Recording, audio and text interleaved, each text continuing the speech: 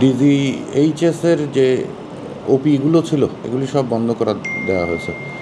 এখন এই ট্রানজিশনটা ওপি থেকে শুরু করে একটা ডেভেলপমেন্ট প্রজেক্টের যে ট্রানজিশনটা এই সময়টার মধ্যে এইরকম ট্রানজিশনে কিছুটা অসুবিধা হয়, কিছুটা দুর্ভোগ হয়। ওই ট্রানজিশন পিরিয়ডের থাকার কারণেই আমাদের কিছু কিছু ফিনান্সিয়াল হচ্ছে, আমাদের লোকজন কমিয়ে ফেলতে হয়েছে, আমাদের স্নেক আর বাড়ানোর কোনো ইয়েতে যাচ্ছে না, আমরা খাওয়া দাওয়া অ্যাফোর্ড করা কষ্ট হচ্ছে। তবে রিসেন্টলি একটা ডিপিপি প্রস্তুত হয়ে এটা প্রায় শেষের পর্যায়ে মানে আমরা পরিকল্পনা মন্ত্রণালয়ের মিটিং পর্যন্ত সেরে এসেছি। ওনারা কিছু অবজারভেশন দিয়েছেন, এই অবজারভেশনগুলি আমরা প্রায় প্রস্তুত করে ফেলেছি। ওনারা যেভাবে সাজেশন দিয়েছেন ডিপিপির বাজেট অংশটাতে, তারপর কার্যক্রমের অংশটাতে, ওইগুলি আমরা তৈরি করে এইটা এখন আমাদেরকে পরামর্শ দেওয়া হয়েছে যে আমরা সিভাসুর সাথে এবং প্রাণী সম্পদ মন্ত্রণালয়ের সাথে যাতে কাজ করি, ওইটার জন্য ডিজি অফিস থেকে সিভাসু এবং প্রাণী সম্পদ মন্ত্রণালয়েও চিঠি দেওয়া হয়েছে। আর সিভাসুর সাথে আমরা অনেক দিন ধরেই কাজ করছি, ওনাদের ইন্টার্নরা আসেন এখানে, পড়াশোনা করেন, এখানে প্র্যাকটিক্যাল বা ওদের ইয়েগুলি করেন। সেই জন্য এই দুইটা প্রতিষ্ঠানের সাথে যে ওনাদের যদি সম্মতিপত্রটা পাওয়া যায়, তাহলে এই ডিপিপি আজকেও মন্ত্রণালয় থেকে ফোন করে খবর নেওয়া হয়েছে যে আমরা কতদূর হয়েছে, আমরা ওনাদের বলেছি।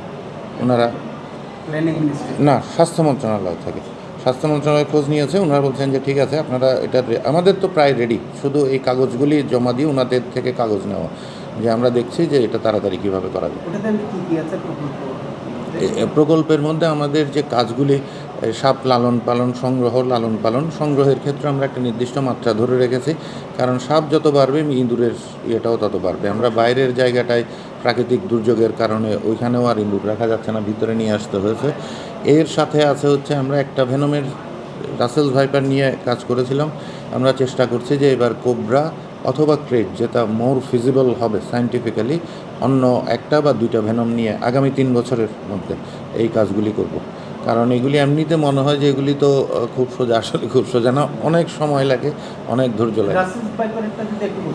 রাসেলস ভাইপারেরটা আমরা যেটা করেছি সেটাতে দেখা গেছে যে আমরা করেছি হচ্ছে চিকেনের যে অ্যান্টিবডিটা প্রডিউস হয়েছে, এই অ্যান্টিবডিটা ডিটেক্টেবল, এবং এই অ্যান্টিবডি দিয়ে ওই ভেনম নিউট্রালাইজ করা সম্ভব, এবং সেটা আমাদের যে প্রচলিত অ্যান্টিভেনম এর চাইতে কম কাজ করে না। কিন্তু এখন যদি আপনাকে হেড টু হেড করতে হয়, স্টাডি করতে হয়, সেই ক্ষেত্রে চিকেনের পরিবর্তে হয়তো অন্য কোনো মাধ্যমে করতে হবে। কিন্তু এটা বোঝা যাচ্ছে যে আমাদের চিকেনে করার আরেকটা উদ্দেশ্য ছিল, যেমন ভিআরসির মতো একটা প্রতিষ্ঠানের আমার পক্ষে ঘোরা পালা সম্ভব না, আমরা অল্টারনেট একটা চেয়েছিলাম। এই অল্টারনেট বিভিন্ন জায়গায় ওই যে ইয়েগুলি আছে, র্যাবিট, তারপরে আপনার এই ধরনের কোনোগুলি প্রাণীতে, কিন্তু এগুলো আমাদের এখানের কমন প্রাণী না। কিন্তু চিকেনটা আমাদের কমন প্রাণী, রাখা সোজা, দেখা সোজা, এগুলিকে ইমিউনাইজ করাও সোজা। সেই জন্য এটা এখন স্টাবলিশ যে আমাদের দেশে যদি কাজ করতে হয় তাহলে chicken can be another source of antibody. মানে অ্যান্টিভেনম বানাতে হলে আপনাকে অনেক অ্যান্টিবডি লাগবে, তখন ঘোরাতে যাওয়া ছাড়া অন্য উপায় নেই, ওইটা আলাদা জিনিস। কিন্তু এটা একটা অল্টারনেট সায়েন্টিফিক অ্যাপ্রোচ হতে পারে। আমরা সবগুলি করে রিপোর্ট জমা দিয়েছি স্বাস্থ্য মন্ত্রণালয়ে। ওনারা যদি আমাদের না বলেন যে আমরা এটা গ্রহণ করেছি, আপনারা এটা পাবলিশ করতে পারবেন, আমাদের কিছু করার নেই।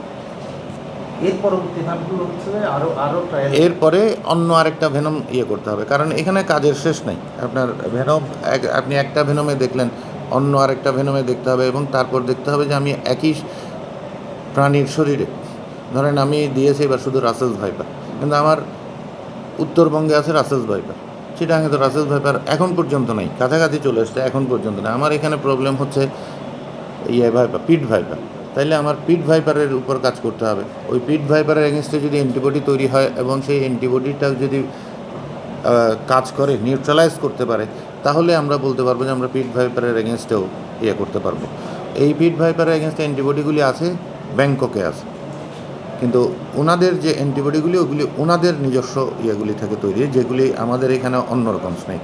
সেই জন্য এইটাও হেড টু হেড দেখতে হবে যে ওনাদের যে অ্যান্টিবডি আর আমাদের যে ভেনম, এটা নিউট্রালাইজ করে কিনা।